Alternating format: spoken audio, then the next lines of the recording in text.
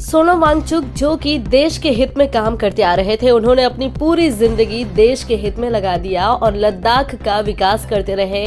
देश की जो आर्मी है, जो कि सेना पर मौजूद रहते हैं ताकि देश की सुरक्षा कर सके, उनके लिए उन्होंने कई सारे सुविधाजनक काम किए, जिस पर मोदी गवर्नमेंट ने सराहा भी था। लेकिन जब मोदी सरकार ने अपने मैनिफेस्टो में लद्दाख को लेकर के दावा किया था और वादा किया था कि लद्दाख को पूर्ण राज्य का दर्जा दिया जाएगा, उसे 6th शेड्यूल में शामिल किया जाएगा, लेकिन चुनाव जीतते ही मोदी सरकार इस बात को भूल गई, अपने वादे को भूल गई, जिसके बाद सोनम वांगचुक इस वादे को पूरा कराने के लिए मांग कर रहे थे, जिसके बाद वहां हिंसा भड़की और फिर सोनम वांगचुक को बलि का बकरा बना करके जोधपुर के सेंट्रल जेल में डाल दिया गया है।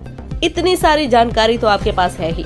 अब आपको ये भी बता दें कि किस तरह से पूरे देश भर में जो राइट विंग के लोग हैं और बेसिकली भाजपा को जो सपोर्ट करते हैं, वो लोग सोनम वांगचुक को देशद्रोही पूरी तरह से साबित करने में लगे हुए हैं। अब उन लोगों के लिए एक छोटा सा सवाल ये है कि राम रहीम को लेकर के आपका क्या ख्याल है। राम रहीम आप लोगों के लिए तो देशभक्त होगा। जी हाँ, ये वही राम रहीम है जिसको सितंबर 2017 में साध्वी यौन शोषण केस और पत्रकार हत्याकांड में सजा सुनाई गई थी।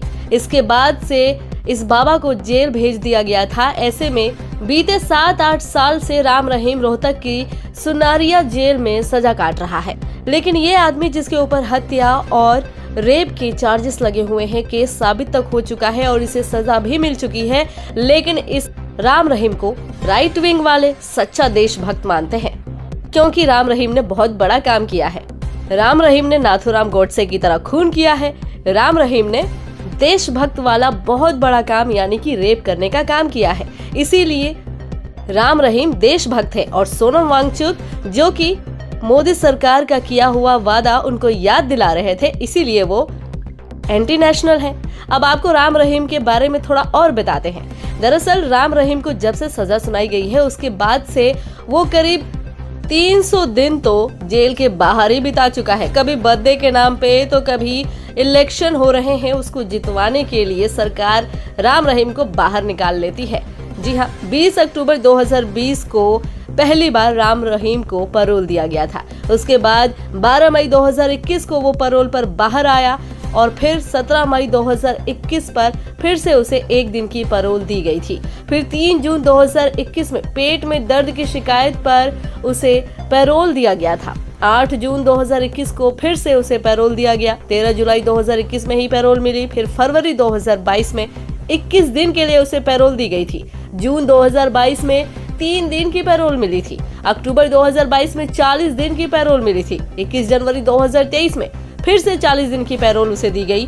फिर 20 जुलाई 2023 का दिन आता है जिस रोज उसे 30 दिन की पैरोल दी गई। फिर 20 नवंबर 2023 को ही 21 दिन की पैरोल दी गई थी। 19 जनवरी 2024 को 50 दिन की पैरोल मिली थी।